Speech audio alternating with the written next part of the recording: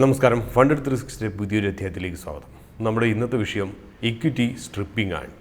എന്തുകൊണ്ടാണ് ഈയൊരു വിഷയം തിരഞ്ഞെടുത്തതെന്ന് വെച്ച് കഴിഞ്ഞാൽ, കഴിഞ്ഞ ദിവസങ്ങളിൽ കുറച്ച് സ്റ്റോക്കുകളെക്കുറിച്ച് കുറച്ച് പേരൊക്കെ ചോദിച്ചിരുന്നു. എന്തുകൊണ്ടാണ് ഈ ഒരു സ്റ്റോക്ക് വളരെ പോസിറ്റീവായിട്ടുള്ള ഫണ്ടമെൻ്റൽസും വളരെ പോസിറ്റീവായിട്ടുള്ള കാപ്പക്സ് പ്ലാൻസും ഒക്കെ ഉണ്ടായിട്ട് മുകളിലേക്ക് പോകുന്നില്ല? അതിനകത്ത് ചോദിച്ചൊരു സ്റ്റോക്കാണ്, നമ്മൾ ഇതിനു മുമ്പ് അനലൈസ് ചെയ്തിട്ടുള്ളൊരു സ്റ്റോക്കാണ് വെബ്സോൾ എനർജി എന്ന് പറഞ്ഞിട്ട്. കാരണം വെബ്സോൾ എനർജി വളരെയധികം അഗ്രസീവായിട്ടുള്ള കാപ്പക്സ് പ്ലാൻസ് പറയുന്നുണ്ട്. അതേപോലെ തന്നെ നമ്മുടെ കപ്പാസിറ്റി എക്സ്പാൻഷൻ മാത്രമല്ല, പുതിയതായിട്ടുള്ള പ്രോഡക്റ്റ്സ് ലോഞ്ച് ചെയ്യുന്നതിനെക്കുറിച്ച് പറയുന്നുണ്ട്. ഡെറ്റ് ഫണ്ടഡ് ആയിട്ടുള്ള കാപ്പക്സ് പ്ലാനുകളൊക്കെ ആണ് എന്നുള്ളതൊരു സത്യമാണ്. പക്ഷേ 1/3 കഴിഞ്ഞ ഒരു വർഷത്തിനുള്ളിൽ അതിൻ്റെ വില കുറഞ്ഞു. അപ്പോൾ ഇതുപോലെയുള്ള ഒട്ടനേകം ദൃഷ്ടാന്തങ്ങൾ നമ്മുടെ മുമ്പിലുണ്ട്. ഈ പറഞ്ഞ കമ്പനികളൊക്കെ ഇത്തരത്തിൽ ലിക്വിഡിറ്റി സ്ട്രിപ്പിംഗ് ചെയ്യുന്നു എന്നുള്ളതല്ല പറയുന്നത്. പക്ഷേ ന്യായമില്ലാതെ താഴോട്ട് പോകുന്ന പല കമ്പനികളും, പോസിറ്റീവായിട്ടുള്ള പല വാർത്തകളും, അതുപോലെ തന്നെ നല്ല നമ്പേഴ്സും ഉണ്ടായിട്ട് താഴോട്ട് പോകുന്നു എങ്കിൽ ചിലപ്പോൾ ഇതാകാം കാരണം. അപ്പോൾ ആദ്യം ഇക്വിറ്റി സ്ട്രിപ്പിംഗ് എന്ന് പറഞ്ഞാൽ എന്താണെന്ന് നോക്കാം. ഒരു കമ്പനിയുടെ അല്ലെങ്കിൽ ഒരു സ്റ്റോക്കിൻ്റെ അതിൻ്റെ ആന്തരികമായിട്ടുള്ള ആസ്തികളൊക്കെ പരോക്ഷമായിട്ട് എടുത്തു മാറ്റുന്നത്, അത് വേണമെങ്കിൽ നമുക്ക് ഇക്വിറ്റി സ്ട്രിപ്പിംഗ് എന്ന് പറയാം.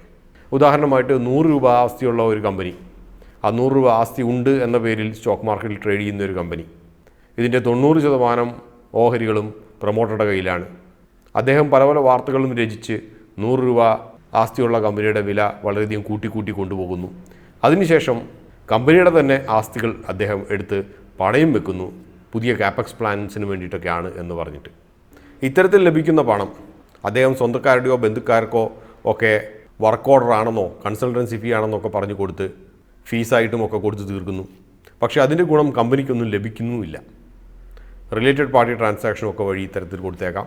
അല്ലെങ്കിൽ കോൺട്രാക്റ്റ് കൊടുക്കുന്ന കോൺട്രാക്ടേഴ്സ് പ്രൊമോട്ടേഴ്സിൻ്റെ സ്വന്തക്കാരും ബന്ധുക്കാരുമാകാം. അപ്പോൾ ഇത്തരത്തിൽ കമ്പനിയുടെ പണം മൊത്തം ഊറ്റിക്കൊണ്ടു പോവുക, സ്ട്രിപ്പ് ചെയ്ത് കളയുക. ഇതിനുശേഷം എന്തു സംഭവിക്കും? ഓഹരി ഉടമകൾ ബുക്സിൽ നോക്കുമ്പോൾ കടം കുറച്ച് കൂടി വരുന്നതായിട്ടൊക്കെ കാണാം. പക്ഷേ എങ്കിൽ പോലും കമ്പനിയുടെ മൊത്തത്തിലുള്ളൊരു ആരോഗ്യം വളരെ മോശമായിട്ട് കാണുകയുമില്ല. അതായത് കമ്പനിയുടെ പ്രൊമോട്ടർ പ്ലഡ്ജ് ചെയ്തിട്ടൊന്നുമില്ല. സാധാരണ രീതിയിൽ പ്രൊമോട്ടർ ഷെയർസൊക്കെ പ്ലഡ്ജ് ചെയ്തതൊക്കെയാണ് വലിയ പ്രശ്നങ്ങളായിട്ട് കാണാറ്. അങ്ങനെയൊന്നും കാണില്ല. പക്ഷേ കമ്പനിയുടെ ആസ്തികളൊക്കെ എടുത്ത് പണയം വെച്ചു.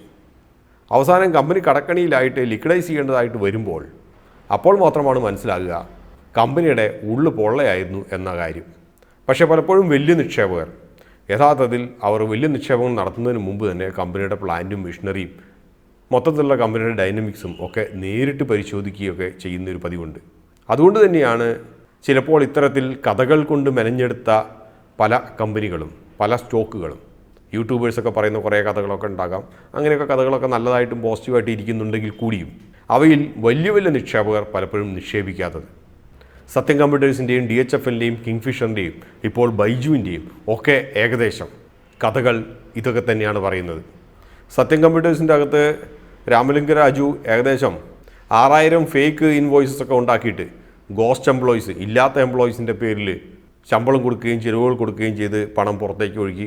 ഇതുകൂടാതെ മൈറ്റാസ് ഇൻഫ്ര എന്ന റിയൽ എസ്റ്റേറ്റ് കമ്പനി സത്യത്തിൻ്റെ പണമെല്ലാം എടുത്തിട്ട് റിയൽ എസ്റ്റേറ്റ് ആസ്തികളൊക്കെ വാങ്ങിച്ചു. അത് പക്ഷേ പലപ്പോഴും നഷ്ടത്തിൽ ചെന്നെത്തി. ഇത് തമ്മിലൊന്ന് മേർജ് ചെയ്യാൻ വേണ്ടി ശ്രമമൊക്കെ നടത്തി മൈറ്റാസും സത്യവും തമ്മിൽ.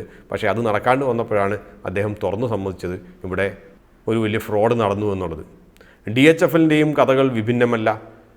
DHFL ബാന്ദ്രയിൽ ഇല്ലാത്ത ഒരു ബ്രാഞ്ച് തുടങ്ങി, അതുവഴി ആയിരക്കണക്കിന് ലോണുകൾ, ഹൗസിംഗ് ലോണുകൾ ഡിസ്പേഴ്സ് ചെയ്തു വർദ്ധമാൻ ഫാമിലിക്ക്, അതായത് പ്രൊമോട്ടർ ഫാമിലിക്ക്. അപ്പോൾ ഈ പണമൊന്നും പോയത് വീട് വയ്ക്കാൻ വേണ്ടിയിട്ടോ അല്ലെങ്കിൽ ഹൗസ് ഓണേഴ്സിനോ അല്ല.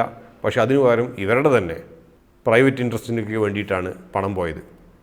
കിങ്ഫിഷറിനെതിരെയുള്ള ആരോപണം അത് തന്നെയായിരുന്നു. വിജയ് മല്യ കിങ്ഫിഷർ എയർലൈൻസിൻ്റെ പണമെല്ലാം എടുത്ത് അദ്ദേഹം സ്വകാര്യ സ്വത്തുക്കൾ ഇന്ത്യയുടെ പുറത്ത് സമ്പാദിച്ചു എന്നുള്ളതാണ്.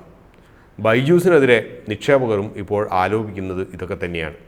അപ്പോൾ പലപ്പോഴും ഇത് എന്തുകൊണ്ടാണ് ഇപ്പോൾ പറഞ്ഞതെന്ന് വെച്ച് കഴിഞ്ഞാൽ, ഇപ്പോൾ മാർക്കറ്റ് നെഗറ്റീവ് ആയതുകൊണ്ട് എല്ലാവരും ഒരു വാല്യൂ പിക്സ് എന്നുള്ള രീതിയിലോ അല്ലെങ്കിൽ ഒരു ഡിസ്കൗണ്ട് സെയിലിൽ കിട്ടുന്നു എന്നുള്ള രീതിയിലോ വളരെയധികം താഴോട്ട് പോയ സ്റ്റോക്കുകളൊക്കെ ഏറ്റെടുക്കാൻ വേണ്ടി പോകുന്നതായിട്ട് കണ്ടിട്ടുണ്ട്. 52 വീക്കിലോ 52 വീക്ക് ഹൈൻ്റെ ഇത്ര % ഉള്ളൂ എന്നൊക്കെ പറഞ്ഞിട്ട്. ഉദാഹരണമായിട്ട് വെബ്സോളിനെ കുറിച്ച് പറയുകയാണെങ്കിൽ അത് 52 വീക്ക് ഹൈയുടെ 3/1 4/1 ഉള്ളൂ ഇപ്പോൾ. അപ്പോൾ അതുകൊണ്ട് തന്നെ ഇതൊരു അണ്ടർ വാല്യൂഡ് സ്റ്റോക്കൊക്കെ ആയിട്ട് തോന്നും. പക്ഷേ മനസ്സിൽ വയ്ക്കുക, ലോകത്തുള്ള എല്ലാവരും മണ്ടന്മാരൊന്നുമല്ല. അണ്ടർ വാല്യൂഡ് സ്റ്റോക്കുകൾ കാണാത്തത് കൊണ്ട് പോകുന്നതല്ല, അല്ലെങ്കിൽ കണ്ടിട്ടും കണ്ടില്ല എന്ന് നടിച്ചിട്ട് പോകുന്നതല്ല. അത്തരത്തിൽ വിട്ടുപോകുന്നുണ്ട് എങ്കിൽ, പ്രത്യേകിച്ച് ഇന്നത്തെ രീതിയിൽ ഇത്രയധികം ഡാറ്റ വളരെ ഈസിലി ആക്സസിബിൾ ആയിട്ടുള്ള ഒരു കാലഘട്ടത്തിൽ വിട്ടിട്ട് പോകുന്നുണ്ട് എങ്കിൽ അതൊരു ചെറിയൊരു റെഡ് ഫ്ലാഗ് ആയിട്ട് കരുതുന്നതിൽ വലിയ തെറ്റില്ല. ഈ ഒരു മാർക്കറ്റ് തകർച്ചയുടെ കാലത്ത് സസൂക്ഷ്മം നിരീക്ഷിച്ച് അടിസ്ഥാനപരമായി വളരെ ശക്തമായിട്ടുള്ള സ്റ്റോക്കുകൾ തിരഞ്ഞെടുക്കാമെങ്കിൽ അത് ഭാവിയിൽ നിങ്ങളുടെ ആസ്തികൾ പല മടങ്ങായിട്ട് വർദ്ധിപ്പിക്കും. ഇല്ലെങ്കിൽ ഇത് തകർന്നു കിടക്കുന്ന മാർക്കറ്റിൽ പോലും ശരിയല്ലാത്ത സ്റ്റോക്കുകളിലാണ് നിങ്ങൾ ചെന്ന് ഇൻവെസ്റ്റ് ചെയ്യുന്നതെങ്കിൽ മാർക്കറ്റ് ഉയർന്നു വന്നാൽ പോലും ഒന്നുമില്ലായ്മയിലേക്കായിരിക്കും എത്തിപ്പെടുക. ഇതോടുകൂടി ഈ ഒരു അധ്യായം ഇവിടെ പൂർണ്ണമാകാൻ മറ്റൊരു അധ്യായം കണ്ടു കാണുന്നതുവരെ നന്ദി, നമസ്കാരം.